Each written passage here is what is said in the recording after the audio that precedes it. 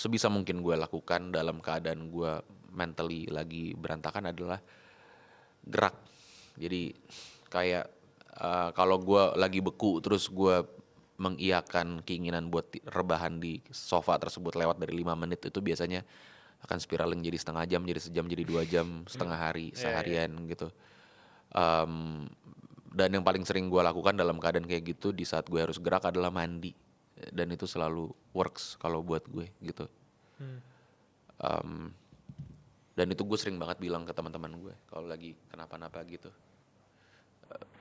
bangun ayo mandi sekarang, maksudnya itu lumayan kayak ngeriset badan lu buat bisa nggak langsung nggak langsung sembuh ya, belum Iya. tentu, tapi maksudnya nggak langsung kayak siap lagi gitu, cuman sangat-sangat membantu kayak kalau menurut gue ngeriset banyak hal, Hmm. lebih siap lah jadinya gitu untuk menghadapi dunia dan perasaan lu sendiri gitu Iya. di momen itu Iya, iya. setelah mandi. Wah, itu mungkin terkesan sangat klise dan simple.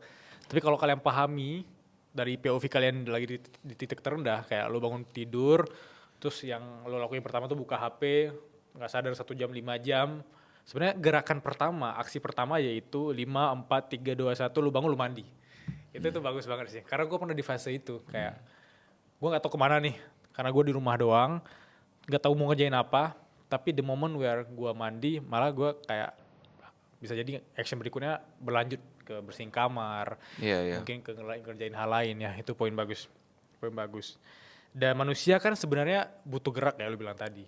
Overthinking itu ada ketika lu ngerasa buku terus lu lay down, overthinking makin banyak kan. Tapi ketika lu gerak, kayak lu membagi overthinking menjadi si aksi itu, dan harusnya itu bikin lu lebih sehat sih. Itu poin banget. Terima kasih, terima kasih. Atau ada hal lain yang lu pernah jalani? Eh, Psikolog gue pun, terapis gue juga bilang gitu sih, gerak gitu. Sebenarnya yang paling penting itu gerak di saat lu lagi spiraling, lagi kaku, lagi beku gitu. Dan buat gue kenapa mandi itu sangat works, karena lu tuh nggak perlu mikir, lu udah mandi seumur hidup lu gitu. Dan itu gerakannya tuh kompleks sebenarnya mandi itu. Yang lu lakukan tuh banyak. Koreografinya tuh panjang dan banyak gitu mandi. Tapi lu udah nggak mikir ngelakuin itu. Jadi setelah itu biasanya dia akan nge-trigger lu untuk melakukan hal-hal lain. Jadi lu nggak cuma rebahan lagi. Dibandingin kayak gue bersihin kamar deh, biar gerak. Kadang aja lu bingung kan mulai bersihinnya dari mana gitu. Kalau mandi tuh enggak. Lu prosesnya tuh panjang, koreografi itu panjang. Dan lu bisa ngabisin waktu sekian lama itu tanpa harus mikir, tapi lu bergerak terus gitu. Dari situ